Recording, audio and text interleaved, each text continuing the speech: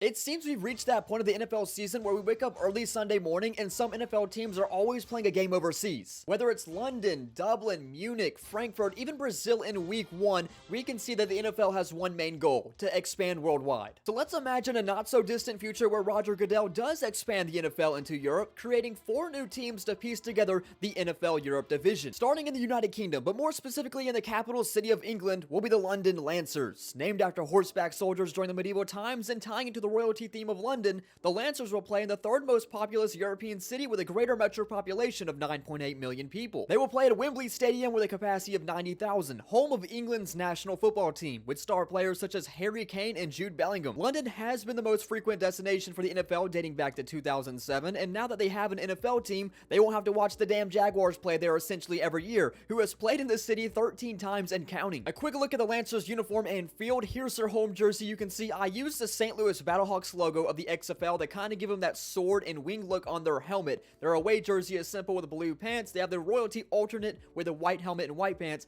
and then this uniform is pretty cool. It's called Beef Eaters. If you guys know who the Queen's Guards are, those dudes with the red coats and the furry black hats. But jumping to the left across the Irish Sea, we leave the United Kingdom into the Republic of Ireland, home of the Dublin Lynx. Ireland is famously world known for the prestigious golf courses with beautiful backdrops and challenging rocky terrain. Hence the name for this team, a play on words, as Lynx is also known as a word meaning golf course on the sandy coastlands. They will play in Aviva Stadium with a capacity of 51,700 people within the capital city of the Republic of Dublin, homing a population of nearly 1.3 million. We have seen the support from Dublin with American football grow as college football starts their season there, but the NFL just recently jumped on the train with the first Dublin game just last week. A look at their uniform and field. I went for a leopard print in the end zones and on the shoulder pads. Their home is green with a white helmet. Their away is just the opposite. They have the green Lynx alternate with the green helmet, a heritage edition which has the Ireland flag colors, and then a dark Lynx blackout. Now into mainland Europe, to the beautiful country of Spain, will be the Los Lobos Rojos de España, or in a more American way, the España Red Wolves. I've seen the backlash of having a Spanish-speaking performer at the Super Bowl, so just imagine how bad it would be if you get a Spanish NFL team name. I had to whitewash them in some way.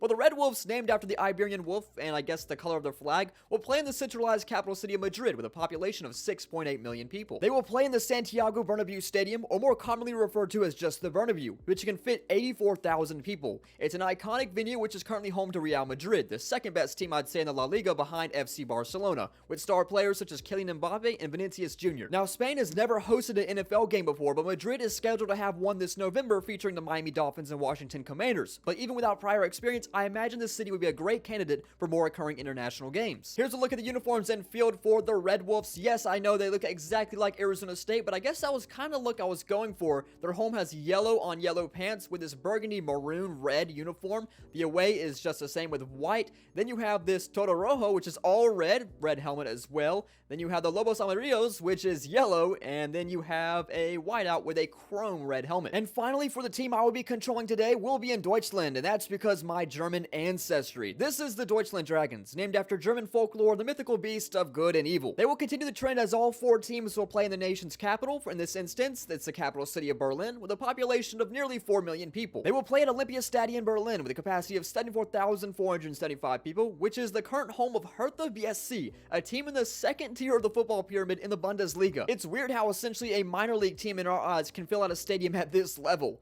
Now, the NFL has seen great success from Germany in only a couple of years, as Berlin will be the 3rd city within the country to host an NFL game, alongside Munich and Frankfurt. So it seemed that it was the obvious choice that the NFL should expand to this beautiful country if their eyes were on Europe. And then for the Dragons, their field and stadium, really like their field and end zone is really nice, probably the one I went most out on. But their home jersey is black with a white face mask, like this look. The away jersey with white and black pants. Then you have the Rote Drachen, which is the red jersey. Then you have the Weiss Drachen, which is an all white, and I guess that's all they have. Yeah, pretty cool. So here's a look at what the division will look like on the map of Europe. Now, obviously speaking, the size of Europe makes the distance for this division more fitting than even some in the current NFL, compared to the likings of maybe like the AFC West, or even the NFC East being from New York to Texas. The total combined travel distance is 2,011, so the division is probable, but where the issue comes in is when they play outside the division and have to travel across the Atlantic Ocean back to the States. The jet lag would be awful for players, and not to sound like Greta Thunberg, but bad for the climate as well. And how about about getting tickets for the fans? Well, fortunately back home we don't have to worry about that because today's video sponsor SeatGeek has got our back. SeatGeek is the #1 rated ticketing app with over 35 million downloads, helping buyers get tickets to NFL, NBA, MLB, all of the sports, even concerts and festivals with over 70,000 listed events that you can attend. What I really like about SeatGeek is how user-friendly this app is. Up here at the top, I can put my location and all the nearby events will show. And when I find my event, all the tickets are rated on a scale 1 through 10, so I can see if I'm getting a good deal or not. And that is displayed through all these green dots on the venue. Plus, every ticket is backed by their buyer's guarantee, and the prices shown have included fees, so you know what you're paying for. Even for my concert fans, you can link your streaming platforms to track when your favorite artists are hosting an event. That's pretty cool. So to make sure you don't miss any good events this season, use my code DeansWorld10 for 10% off your next set of tickets on SeatGeek. Make sure you click the link in the description or the pinned comment to have the code automatically applied when you download the app. And again, that's 10% off your next set of tickets using code DeansWorld10. Big thanks to SeatGeek for sponsoring today's video, and now let's begin the franchise. So now in the franchise, here is the official NFL Europe division, or otherwise the NFC South. Yeah, we've reached a problem. It's time for today's segment of me asking Madden to implement a feature if somebody's watching from the EA team. Why are expansion teams not a possibility? Because of that, I'm not able to add more teams. I have to replace the ones that are currently in the league, and I think the NFC South is probably the worst division of football right now. Let's just be honest. So I replaced all 4 of those teams, and now we have the official NFL Europe division in place for the NFC South. That also means the easiest way to fill these rosters is to do a fantasy draft. That's exactly what we'll do, as we'll draft with the Dragons. Ooh, okay. We actually got a really early pick, the 10th overall pick. The Lancers are right behind us at 11, the Red Wolves at 12, so 3 of the Europe teams,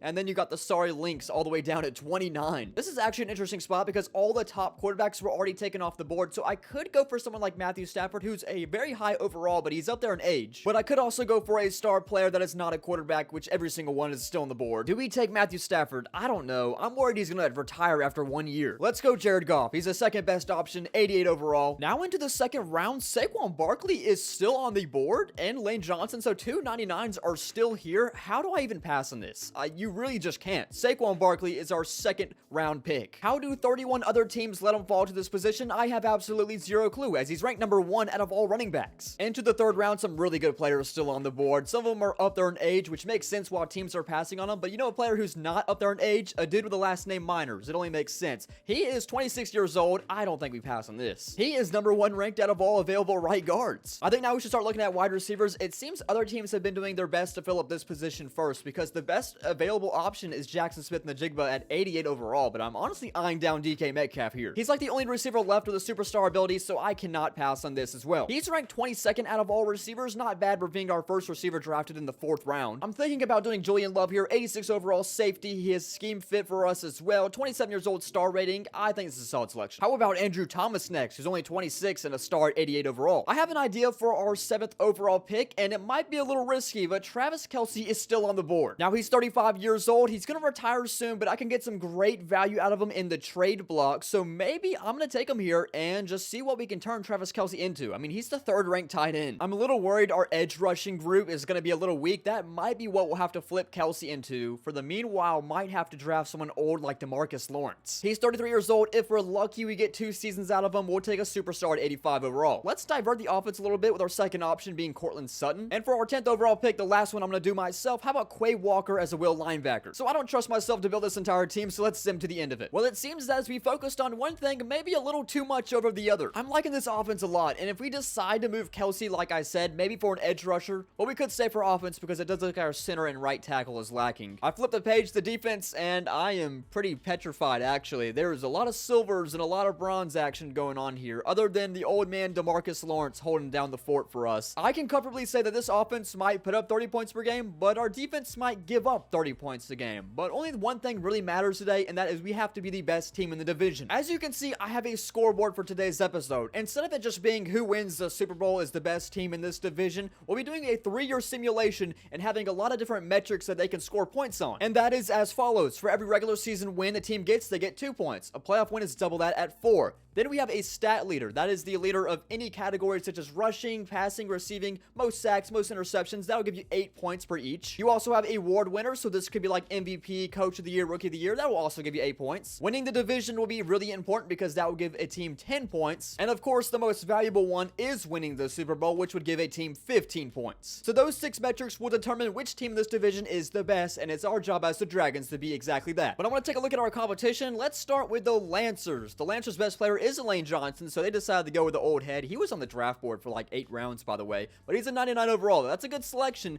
They have Patrick Surtain on defense. Matthew Stafford is the quarterback, right? Remember, they were the team that drafted 1 pick after us, and I decided to pass on him because I thought he would retire after 1 year. They got Jalen Carter on defense. Okay, that's solid. They decided to go with Jackson Smith, the Jigba, Kyron Williams, Khalil Mack, Cooper Kupp, Tremaine Edmonds, Nick Chubb. Okay, you know, I'm kind of liking this team. I think the only thing that could lead to their downfall is probably age. 37, 36, 35, 34, 33. Yeah, at any moment, these players could retire from Madden franchise, and I knew that could have been a risk, so I didn't take it. How about down to the Dublin Lynx? They have Fred Warner on defense and Kyle Hamilton and Devon Witherspoon, so it looks like they're the complete opposite of us. They focused on defense in the draft. Kobe Turner as well. Jerry Jeudy is their best offensive player, so that definitely is a complete flip swap than us. Leo Chanel, Von Miller, Quincy Williams. I'm not seeing like any offensive players other than like offensive line. There's Darnell Mooney. Wow, who's the quarterback for this team? Jackson Dart. Oh, that's right. Remember, this team drafted like 29th overall, so I guess they didn't go with a quarterback in the first round, or maybe they did and this was their best option. I'm a little concerned that their offense is just not even that good enough to make up for how good their defense could be. And then finally, the Español Red Wolves. Their quarterback is CJ Stroud. Let's take a look at their full roster with Justin Jefferson. That's a great duo. Jordan Mailata at right tackle, or left tackle, excuse me. Jonathan Allen. Okay. Bucky Irving, George Karlaftis. Some solid players here. I think they're going to be pretty decent. I'm going to thug it out with Travis Kelce. We'll see if our defense can maybe progress a little bit before I end up trading him. We'll just see how he performs as well, as he's 35 years old. Week 1, let's see how this offense performs. Great start. Our first ever play is a 26-yard completion. Never mind bad start. We threw an interception. Just a minor setback for a large comeback. Let's watch the first ever touchdown for the Deutschland Dragons here in Jacksonville. A first down to the 5-yard line. I'm sure Germany did a great job traveling for this away game to Jacksonville, Florida. Jared Goff to throw, and easy touchdown. The first ever one in Dragons history, and it goes to Mr. Cortland Sutton. So yeah, as I expected, he's going to divert some attention from DK Metcalf. Here's that Dragons defense going to work, giving up a touchdown to Ben Skoranek, who looks like a carbon copy of me with a Jesus haircut. The hell's going on, Jared Goff? I did not draft you to throw 2 interceptions in the first half. They're more than likely going to go for this anyways if they don't convert. Instead, we leave their X-Factor wide receiver wide open, first down, who I can't tell who that is. It's Terry McLaurin as they approach the 32 with 2 minutes remaining, and they get another pickup of 7 yards. They keep on running checkdowns, and it's working like a charm against us as they keep on picking up at least 6 or 7 yards on the carry.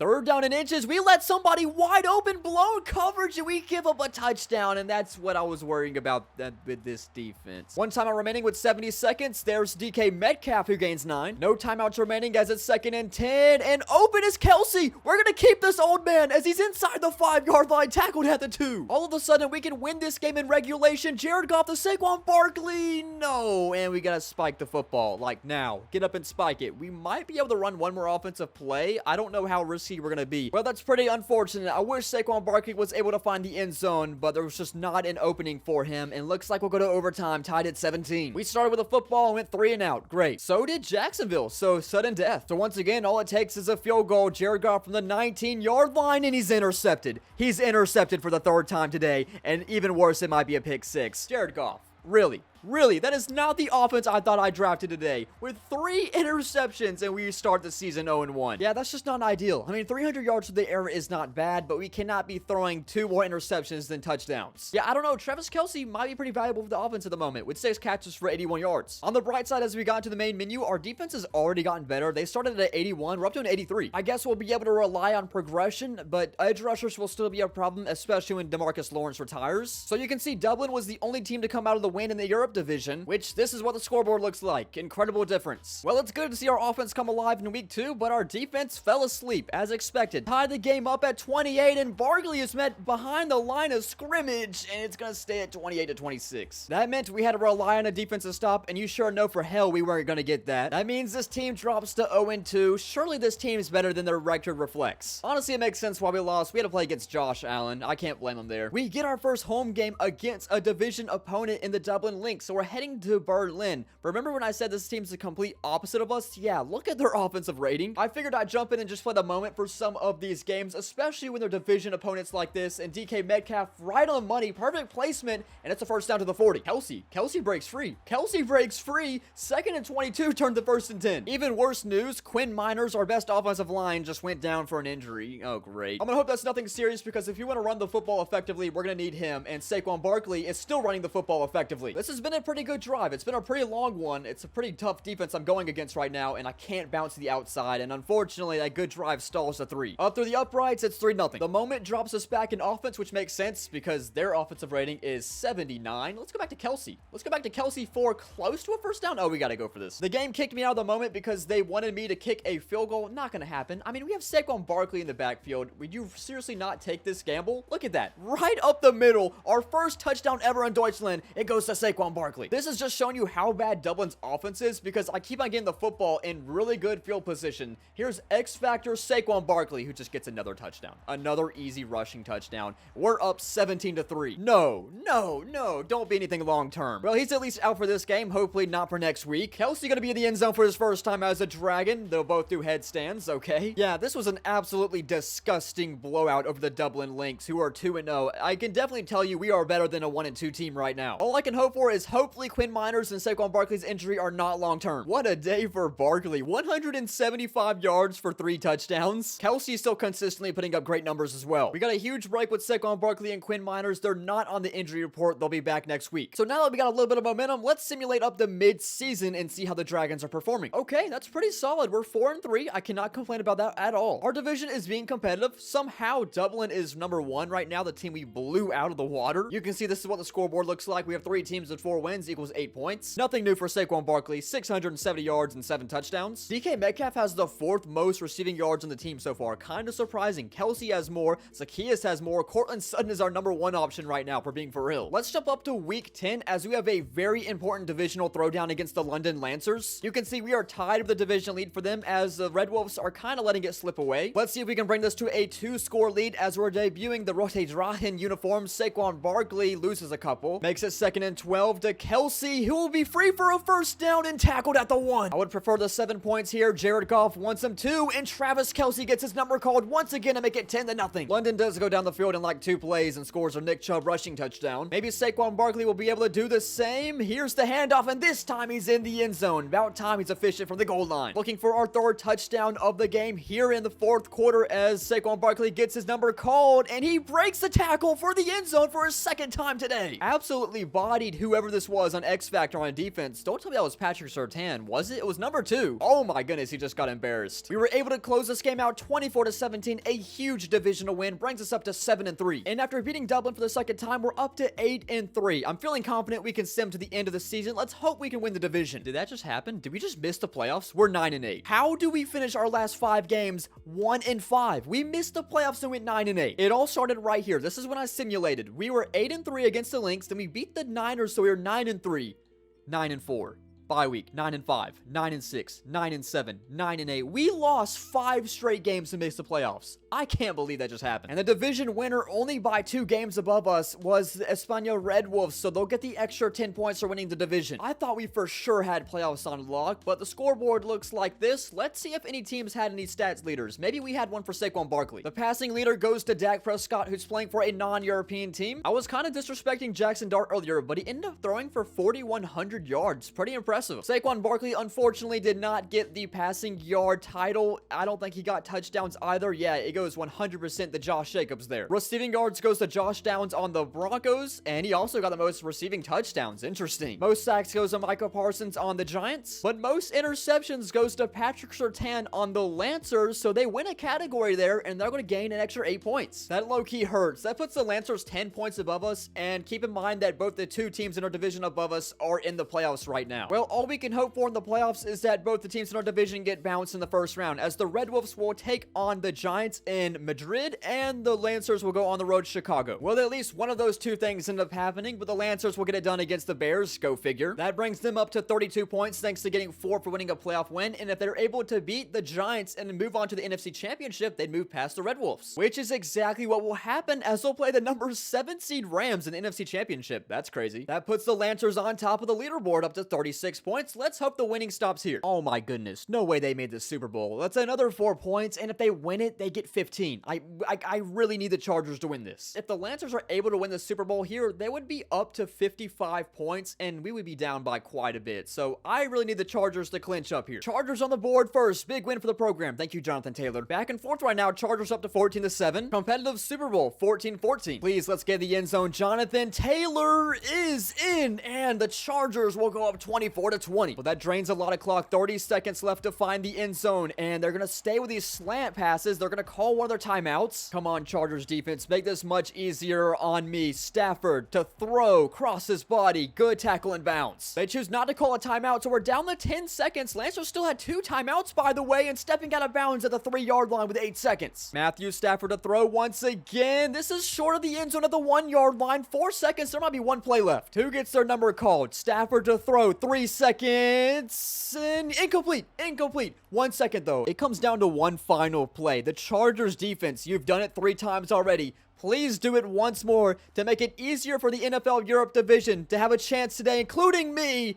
No, and the game is over. It is a slant pass to walk off the Super Bowl for the London Lancers in year 1 of the simulation. Only fitting it goes to Jackson Smith-Njigba, who we passed up on drafting because we wanted DK Metcalf instead. And this hurts. This is going to be hard to come back from. This brings the Lancers up to 55 points, and we are down 37 points after 1 year. Well, point proven for the Lancers. I really hope they fall off a cliff now, because look who retired for them. Matthew Stafford, gone. 1 and done. Lane Johnson, gone. Khalil Mack, gone. Kelvin Beachum, gone. David Andrews, gone. Whereas for us, Jadeveon Clowney and Kirk Cousins, the only people who retired. I mean, yeah, I just really hope that was enough for the Lancers to, not even make the playoffs again. I'm actually kind of lucky Travis Kelce didn't retire for us. I mean, he's still an X-Factor 90 overall as well. DeMarcus Lawrence also didn't retire, but he did lose his superstar ability. Time to do some important things. Let's re-sign some players. Quinn Miners needs to come back for this team, so I'm going to give him a very player-friendly deal, and yeah, here he is. Andrew Thomas as well. He needs to come back to this team, and yes, he will. I was able to sign all 3 free agents I went after, just a backup for Saquon Barkley and Jalen Warren, an actual solid right tackle pickup with Morgan Moses, and then a backup for DeMarcus Lawrence once he retires, and Jack Sawyer. Now let's start the draft. We finished with a 13th overall pick. I'm thinking with going with Francis Maligoa, a right tackle here, who we scouted and has really great potential. He'll be our 13th overall pick. How about Caleb Downs? We are lacking in the secondary. We got decent value out of that. It's a B+.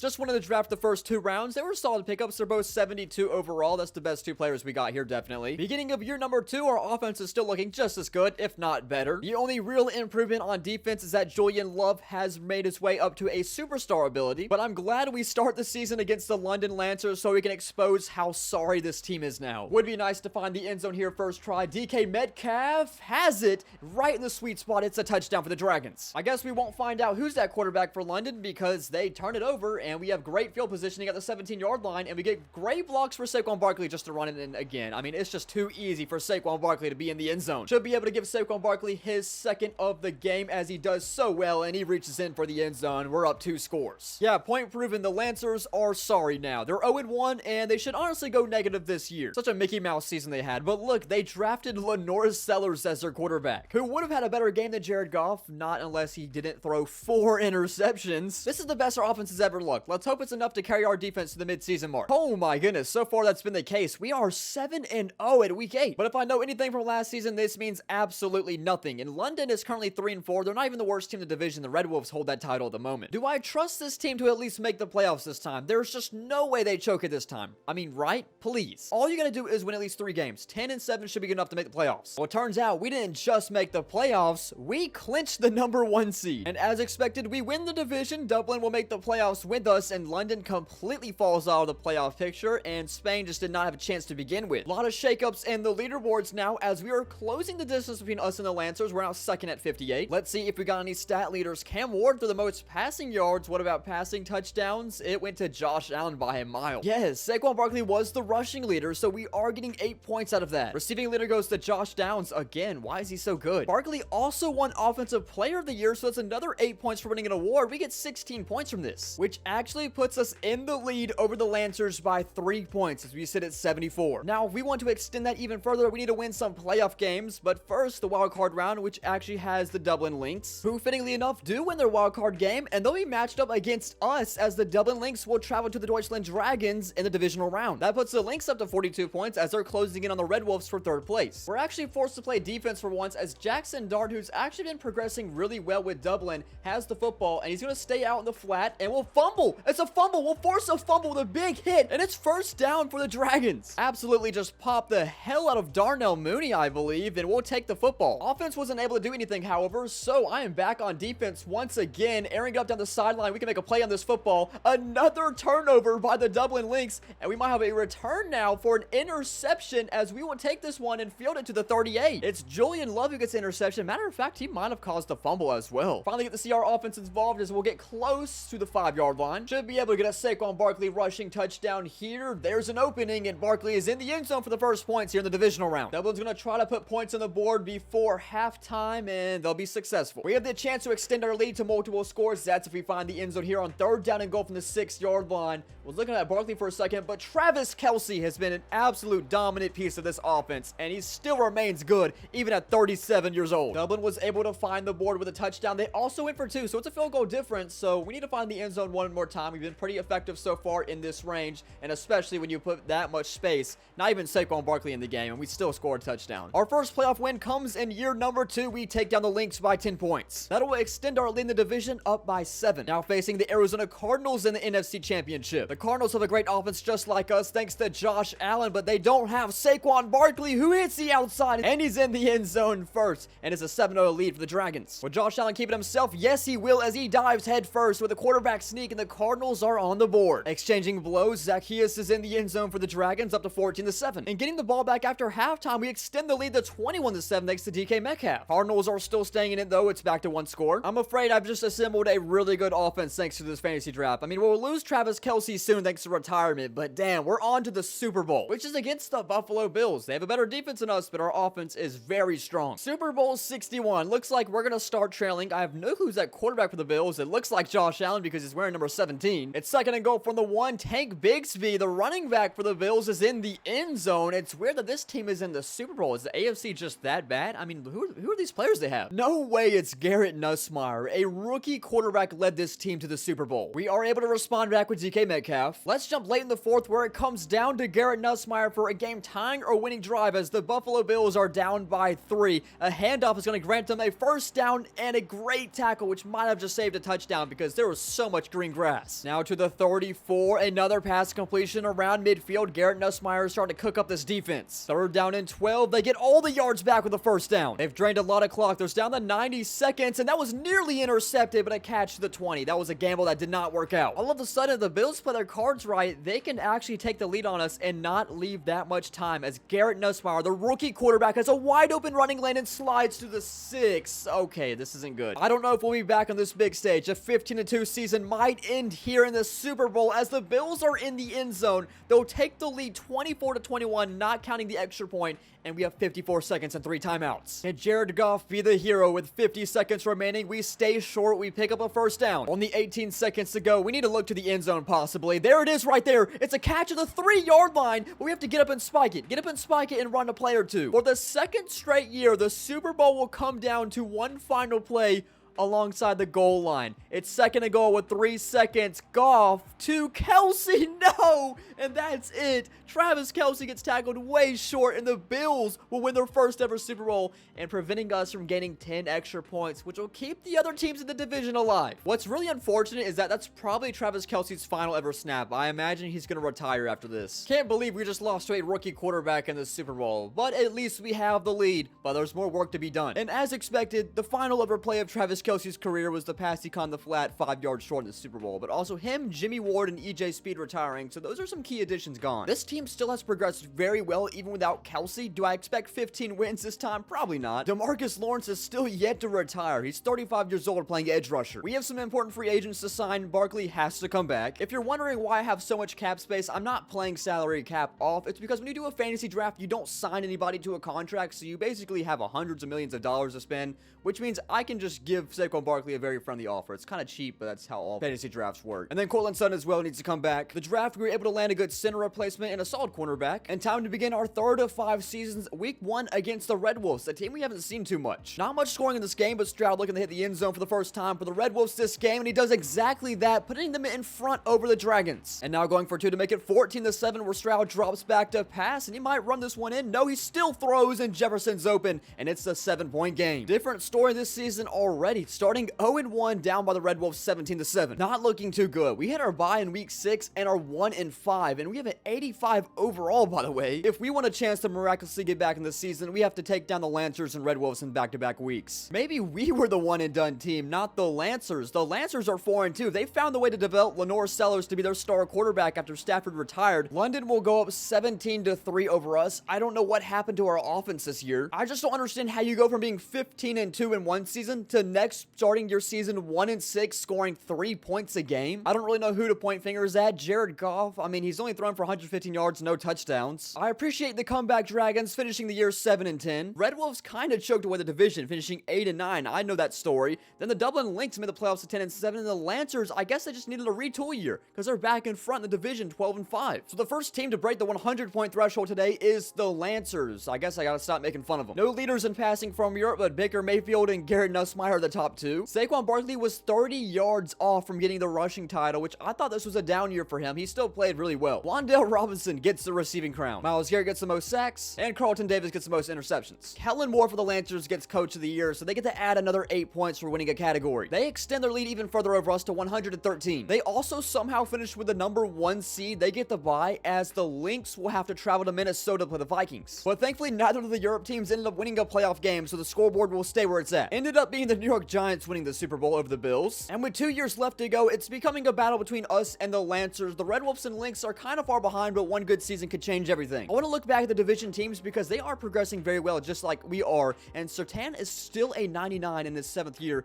Jackson Smith-Njigba up to an X Factor 97. Jalen Carter's an X Factor 96. Kyron Williams 92. Lenore Sellers is up to a 91 in his sophomore season. You can see for the Lancers that Jackson Dart's now an X Factor at 93. They also have Kyle Hamilton and Fred Warner still playing football at their peak level. I'm very surprised the Red Wolves have not been a threat today. It seems like they've won 8 games every year. CJ Stroud has progressed to a 94. Jordan Mailata's a 91. Bucky Irving's up to a 91. As for us, we're still relying on Saquon Barkley, who is down to a 96. But Quinn Miners is our best player, 97. Jared Goff to a 91. Julian Love's an X Factor now, by the way. He is also set to be a free agent, and I can't let that happen. He has to come back. We're also starting to see a lot of regression. Jared Goff was a 95 last year. Saquon Barkley's down to a 94. DK Metcalf's going down. Cortland Sutton's going down. I'm afraid this team has been on a downward spiral ever since we lost the Super Bowl. We're going to lose week 1 to the Lynx and Jackson Dart. We are not performing well against our division. And then we go back home and lose to the Red Wolves. Our division just continuously just wipes the floor with us. How about our first game in London this year? Surely they won't do the same to us. London is also 3-0, not a good sign because we need them to start losing games, and somebody is wide open for the touchdown. It's 26-28. We did leave a lot of time on the clock for this Lancers offense to absolutely cook us, as there's 2 minutes and 40 seconds. Gotta go for 2. Okay, at least we tied the game up at 28. Somehow our defense forced this game to overtime, but our offense has to do their job now. 2nd and 19. What is that gonna accomplish? 3rd down and 19. Not even close. It's a drop as well, and we get a punt. I don't know what just happened, but apparently it's 2nd and -39. Wait, we got a pick 6. Our defense just did something amazing, and we win the game. We're 2-2. We're back in the season. We finally get a win against a divisional opponent. Did Lenore Sellers throw like an end zone interception? 2nd and 4 on the 7. Lenore Sellers pass intercepted by Caleb Downs for a touchdown. Yeah, it was a pick 6 at the 7-yard line. And that big win over London kind of sparked us back into competition. Matter of fact, everybody's competing for the division this year. We're all 4-3. We need to get our redemption against the Red Wolves in week 12. They're currently leading the division at 7-3. Sorry for this very conflicting jersey matchup, but we are absolutely pounding the Red Wolves in Madrid. Can we add another touchdown? Why not? It's 35-7. This team just flipped a switch after we beat the Lancers, and we're finally finally competing against our division. This is the best game in Jared Goff's Dragons career so far. 400 yards for 5 touchdowns. He still got it. Up to week 14, we lost another, and the Red Wolves are back in front. Just look how competitive the division is here in year 4. Every division game counts. Let's see if we can sweep the Lancers. Not gonna happen as we go down by 2 scores. What is happening with this division right now? Matter of fact, I want to zoom out and take a look at the entire conference because everybody is playing just as mid. The division leaders right now, 8-5, 8-5, 8-5, 7-6. So at the moment, the Bears will hold the number 1 seed of the tiebreaker. We are in a playoff spot right now. We're gonna have to play the Red Wolves in the first round in Spain. I'm gonna sim to the end of the season. Let's see if we can win like 2 or 3 games and make the playoffs. Okay, we're in. We're 10-7. We'll be playing on the road. Did we win the division? We did not. We lost the tiebreaker, but look how good our division ended up being. We were all 10-7 except the Dublin Lynx, who finished 8-9. So 3 teams of this division made the playoffs. We finished with a 5 seed. We have to go on the road to Philadelphia, but we have the Lancers playing the Red Wolves in the first round. With the division win, the Red Wolves are slowly trying to close the gap, but there's still a big difference between us, the Lancers, and the Red Wolves, and especially the Lynx. Nobody scored any points from passing. Josh Allen takes that title. Saquon Barkley was nowhere to be found in the rushing yard title this year. I wonder if he got injured. Yeah, he only finished with 890 yards, which is crazy to say only. And then nobody on receiving. Myles Garrett gets the most sacks again. This dude's in his 11th year, by the way. And then Terrion Arnold for the most interceptions. And no one from Europe got any awards, but Lamar Jackson won MVP. This game is tied at 28, and it would be great to get the football back right here. It's playoff Lamar. Come on now. Lamar Jackson, the MVP,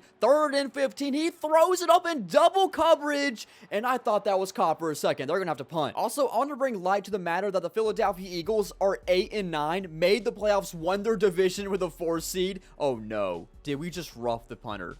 Did we just rough the punter? There was one thing you could not do, and that was extend the drive for the Eagles. And now Lamar Jackson has a chance to win this game with a field goal kick. Need our defense to bail us out here. Lamar Jackson just gonna toss one up, and this one is intercepted. Okay, we get it right back. It's an arm punt. We have the 8-yard line, but we'll take it. Come on, Dragons. Let's see what we got. Barkley is free for a first down to the 20. Hurry up offense as we approach Eagles territory. Jared Goff needs to get rid of the football, and he goes down for a sack. I'm surprised he didn't fumble it at least. It's 2nd and 17. We're still not calling any timeouts. Goff is intercepted. No. And here's a return for the Eagles. There's a blocker in front, and the Eagles are in field goal range. Towards the outside. Let them score a touchdown. Let them score a touchdown. 1st and goal from the 3. We need them in the end zone. 2nd and goal from the 8. Let them in. No.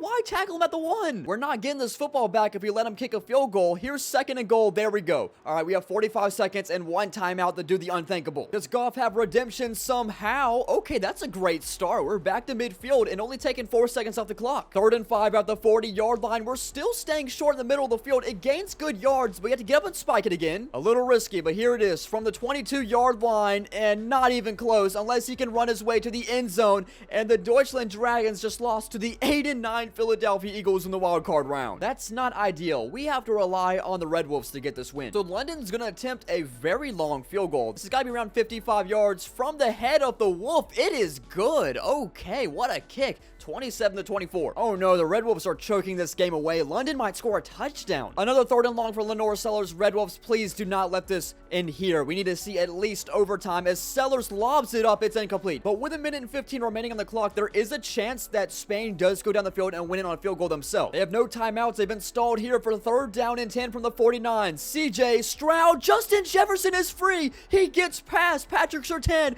and the Red Wolves are in the end zone. And the Red Wolves will move past the wild card round. The London Lancers thankfully don't make it any further. Let's just hope the Red Wolves don't start making a run because they're slowly creeping up on us. The Red Wolves move on to play the number 2 Bears. Will they make it to the NFC Championship? Yes, they will, and they're playing the team that took us down. The 8-9 Eagles made it all the way here. That also brings Spain up to 98 points in striking distance between us. Red Wolves forgot how to play football, however, so they're not going to make it any further, and we'll move on to the 5th and final season. The Browns end up winning the Super Bowl, only in Madden. And on to the final season, the 2029 season. I was a little worried that Jared Goff was going to retire because he's been regressing, but it looks like he'll play the final year for us. Just a quick reminder at the scoreboard, I think the Lynx are out of competition. I mean, there's still a chance they could go 15-2 win the Super Bowl. The final season with a 91 offense and an 83 defense. It's important we win every division game possible. This is week 2 against the Lancers. We're already down a touchdown. Not ideal. If there's one team I really don't want to lose to, it's the team that's in front of us in the leaderboard. As I simulate to the mid-season mark, we're 3-3, and the Red Wolves have completely taken them out of the competition, yet they'll win a game at 0-6. Here's a rematch against the Lancers, which thankfully they're 3-5 at the moment. We also cannot kick a field goal from this distance, so we're going for it. We need 15 yards. This is a crazy call. We also have 3 timeouts, so you know what? We'll just see. 4th down and 15. Game on the line here, and Jared Goff stays in the flat, and Barkley outrunning for a 1st down. Insane. To the 19-yard line. Now we have a chance of winning this game if Jared Goff plays his cards right. Barkley definitely playing his right to the 11. 3rd down and 2. Let's not get sacked here, Jared Goff. Oh, no. We might have to kick a field goal. I was really hoping we could just keep London out of this game, but instead we might have just forced overtime. Last time we played overtime with this team, Lenore Sellers threw a pick 6. We might need that again because it's 3rd down and 12 and off the fingertips of DK Metcalf. Unless Lenore Sellers makes another crucial mistake like that. Oh, goodness. I mean, they still can just kick a field goal. Yeah, just kick the field goal and win. I don't know why London's trying to rub it in my face. And here's the game-winning kick, 20-17. London is back in the race. Let's sim to the playoffs. Let's hope we make it. We'll just see what happens. Okay, we're in. We're 11-6. We made the playoffs. We're playing the Eagles again, who are even worse. How are they winning the division at 7-10? Whoa, look at our division. So both us and London finished 11-6. Dublin wins the division. Okay, Dublin might have a chance. They clinched the #1 seed. I'm more concerned about this. What has happened to the NFC East? Here's the scoreboard after the conclusion of the 5th regular season. It got tight. I mean, look, the Lynx, who had a really good year finishing 14-3, won the division, so they still have a tiny chance to finish at the top of the leaderboard. The Red Wolves are eliminated. They're done at 110 points. We do have to check stats first, and wow, okay, the Lynx will gain 8 points because Jackson Dart was the passing leader in the NFL. Rushing leader ended up being Ashton Genty. Receiving was Zay Flowers. Micah Parsons with the most sacks. Xavier McKinney with the most picks. And Jackson Dart won MVP, so the Lynx get another 8 points on top of that. And they won Coach of the Year. Raheem Morris won Coach of the Year. Oh my goodness, I think they just jumped us. It just keeps getting worse for me because Trey Donaldson won Offensive Rookie of the Year for the Lancers. That's 8 points. Yeah, what is happening? We fall to 3rd place. The Lynx jumped up to 140. They scored 24 points based off stat leaders. So as expected, the Lynx get the 1st round bye. We are rematched against the Eagles, and the Lancers will take on the Lions. I'm surprised with how down the wire this has become, but we're up 10-0 against the Eagles. We make it 13-0. Yeah, this was a huge wild card win. We'll gain 4 points. Let's hope the Lancers get bounced in the 1st round. They do. The Lancers lose to the Lions, so they are capped at 163 points. So it is possible for us or the Lynx to score a total of 23 more points. That's if we win every game up to the Super Bowl. If we do it, we take the lead. If the Lynx do it, they tie the Lancers at 163. I mean, doing the math, for every playoff game you win, you get 4 points. So we win the divisional, that's 4. Win the championship round, that's 4. That's 8. And you win the Super Bowl, that's 15. 8 plus 15 is 23. It comes down to this. We play the Lynx in the divisional round, going on the road to Dublin. Only 1 touchdown scored this game, and it's the difference. And by the way, that's not Jared Goff under center for us. I have no clue who this is, but Jared Goff is not here anymore. Did he get injured? Well, the fate of this team comes down to this auto-generated player, Brian Can, at quarterback. He might be a little mobile. 3rd and 6. It's a pickup for number 6. 1st down and 10. At the 47, can he sling the rock? However, it seems like he can. DK Metcalf still playing at a high level. To the 29. DK Metcalf again to the 10-yard line. Still going. Fumbles. DK Metcalf fumbles. It's picked up by the Lynx. Fred Warner dives on it. All Jackson Dart needs for the Dublin Lynx is a 1st down, and they're moving on to the NFC Championship. Easy as that. The Dublin Lynx are looking to tie the Lancers on the leaderboard. It's a 10-3 loss for the final Deutschland Dragons game in the 5-year simulation. We couldn't quite get it done as we'll finish in 3rd place on the leaderboard, but you know what? Still pretty solid. It got really competitive towards the end. The Lynx looking to make the final push. The Lynx are on to the NFC Championship. They're playing the 6-11 Lions. Hold up a second. There was a worse team than the Eagles? What happened to the NFC North? This is worse than the NFC East. Lions won the division at 6-11? There is no way the Lynx lose to this. They should be in the Super Bowl. NFC Championship blowout as expected. The Lynx on to the Super Bowl against the Chargers. And that means they're only down by 15 points. How much points does a Super Bowl win give you? 15. Dublin's looking to get the scoring going in Super Bowl 64, and they can't get the 1st down. They gotta kick a field goal. This isn't the first time we've seen Jalen Hurts and the Chargers in the Super Bowl today, as going backwards for a loss of 4 yards. The Lynx built their team off of defense 5 years ago in the fantasy draft. They need to rely on it here. 2nd and goal, and they couldn't do that. The Chargers get the 1st touchdown in Super Bowl 64. Not good for the Lynx. The Lancers are smiling ear to ear right now as they go down 16-3. X-Factor Jackson Dart needs to put a touchdown on the board, but that's going to be tough on 3rd down and 18. He wants a long shot. He gets good protection. He's going to run out of it now, only gaining 6, and I guess they can kick a field goal. They'll still be down 11 points. They need to get some defensive stops. Final shot for the Lynx if they want to take down the Lancers. 4th and 5, and out of bounds, incomplete. The Chargers take over. It ends 17-6. The Lancers are celebrating just as much as the Chargers right now because they will stay on top in the finalized score on the leaderboard, which will end with Lancers at 163, the Lynx at 148, us the Dragons at 142, the Red Wolves way out of it at 110. And as a recap, here is how the 4 divisions ended up. As the Red Wolves had 110 points. Now, I can't guarantee you that there's not going to be any mistakes. I could have made a few, but the combined record ended up being 43 and 46. I have a graph showing how much games they won, including playoffs from 2025 to 2029. You can see Red Wolves were the only team to not have any award or stat winners, but they did come up with 2 division titles and 2 playoff wins, and then their top 3 players throughout the 5 years, I'd say, with Justin Jefferson, CJ Stroud, and Bucky Irving. Moving up to the Deutschland Dragons, which I controlled at the 3rd place spot at 142 points. We did pretty good. We finished 52 and 36, 3 playoff wins, 1 award winner, 1 stat winner, and we won 1 division title. And you can see the graph is kind of funny looking because we had that one really good season, and then 2027 happened, and then everything just broke loose from there. But I'd say our top 3 players of the simulation were Saquon Barkley, Jared Goff, and Quinn Miners. The runner-up team today with 148 points was the Dublin Lynx. It's funny to see how they had that jump from 28 to 29, insane amount of wins, and that just jumped them up the leaderboards as they finished 53 and 37. They had 2 playoff wins, 2 award winners, 1 stat winner, and they also had a division title. And their 3 best players, weirdly enough, Jackson Dart, and then Fred Warner and Kyle Hamilton. But London started today strong, and they just held the lead essentially the entire time, finishing with 163 points and a combined record of 55 and 36. They had the most playoff wins with 4. They had 2 award winners, 1 stat winner, and it's cool to see that all 4 teams at least won a division title through 5 years. Very competitive division. They were also the only team today to win a Super Bowl, and their 3 best players, I would say, be Matthew Stafford because he won the Super Bowl. Patrick Surtain was consistently good, and then Lenore Sellers picked up where Matthew Stafford left off and held this team to destiny. So that was the NFL Europe division. Thank you for watching this. I thought it was a pretty fun simulation over 5 years. You can download these teams using my name. You can search it up in the Madden Download Center, Dean's World, spelled DEANSWLD. That's where you can find these 4 teams. Again, thank you guys for watching, and I will see you guys hopefully soon for the next video.